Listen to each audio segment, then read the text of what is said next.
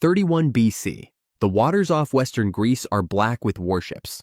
Mark Antony commands 230 of the finest war galleys ever built. Massive, bronze-rammed, moving in perfect formation with thousands of oarsmen pulling in perfect sync.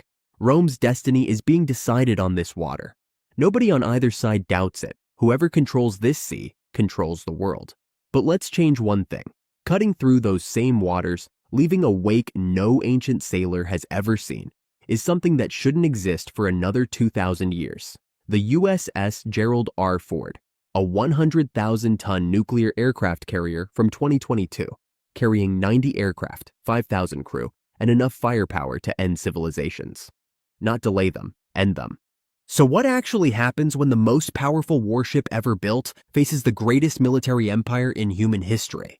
Let's be clear about what just appeared in ancient Greek waters. The USS Gerald R. Ford is not a warship in any sense the Romans would understand. It's a floating sovereign nation. At 1,100 feet long, it's longer than 3 football fields and taller than an 18-story building. It runs on 2 nuclear reactors that need no refueling for 25 years. It doesn't care about wind. It doesn't care about tides. It moves at 30+ knots in any direction it chooses, which to a Roman oarsman pulling desperately at his bench would look like actual sorcery. What it carries is where things get truly unfair. 90 aircraft, FA-18 Super Hornets, EA-18G Growlers for electronic warfare, E-2D Hawkeyes for airborne surveillance that can track hundreds of targets simultaneously across hundreds of miles. Each FA-18 alone flies faster than the speed of sound and carries precision munitions that can destroy a specific building from 15 miles away. The carrier's defensive systems include the evolved Sea Sparrow missile system, RIM-116 rolling airframe missiles, and Phalanx CIWS, a rotary cannon that fires 4,500 rounds per minute, specifically designed to destroy anything that gets too close. The Ford doesn't just fight. It dominates entire theaters of war simultaneously, from 50,000 feet down to the waterline. In 31 BC, it's essentially a god that chose to show up in person. But let's not underestimate what it's facing.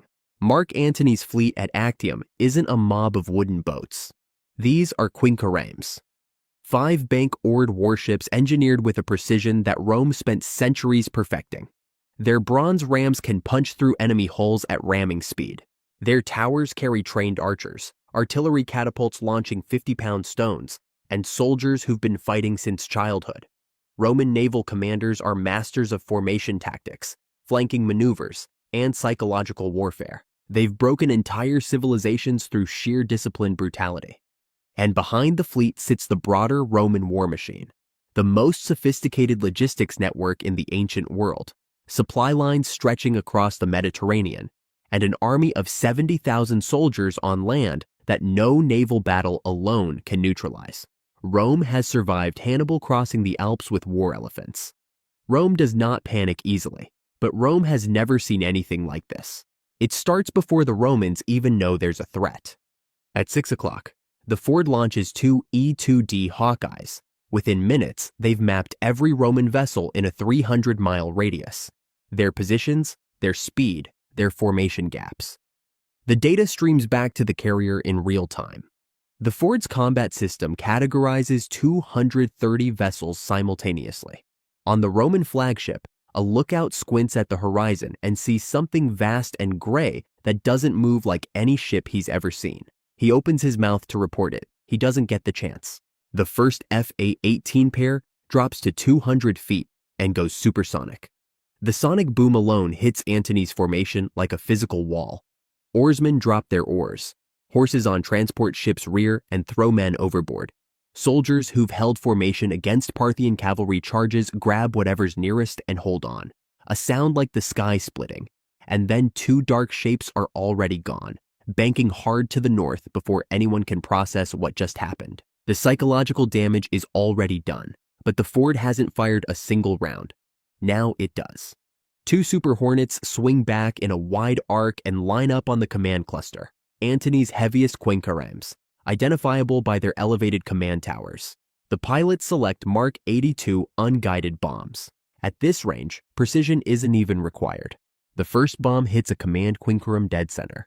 The detonation doesn't just sink the ship, it vaporizes the upper deck, sends the ram spinning 200 feet through the air, and creates a pressure wave that capsizes the two vessels alongside it. 3 ships gone in 4 seconds.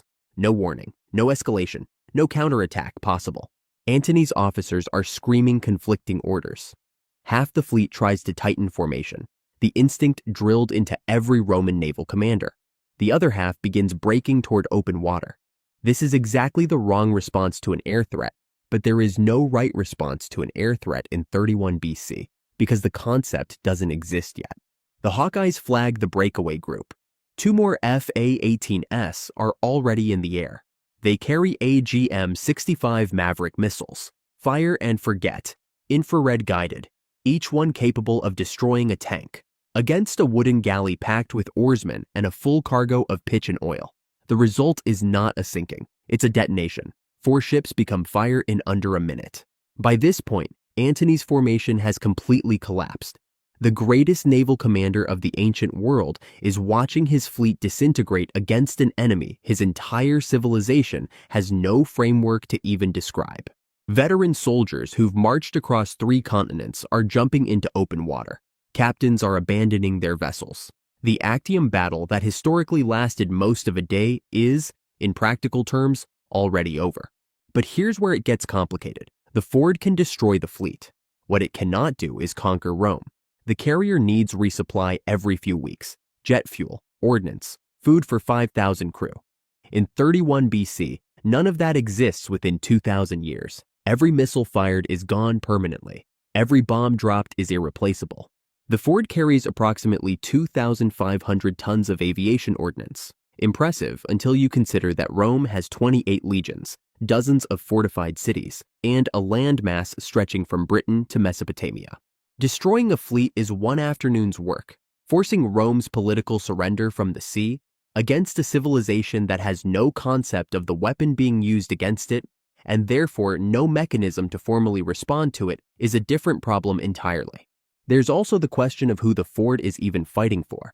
At Actium, it's Octavian versus Antony, both Roman. Picking a side in a Roman civil war from a nuclear aircraft carrier is arguably the most complicated geopolitical situation in human history. When the smoke clears over the Ionian Sea, Antony's fleet is gone, not damaged, not retreating, gone. 230 ships reduced to burning wreckage and drifting oars across 10 square miles of water. Roman soldiers who survived would later describe it in the only language available to them, divine punishment, a god of thunder and fire that needed no wind and left no survivors. Rome itself would carry on, because Rome always carries on. But the Battle of Actium, the moment that was supposed to decide the fate of the ancient world, took about 40 minutes.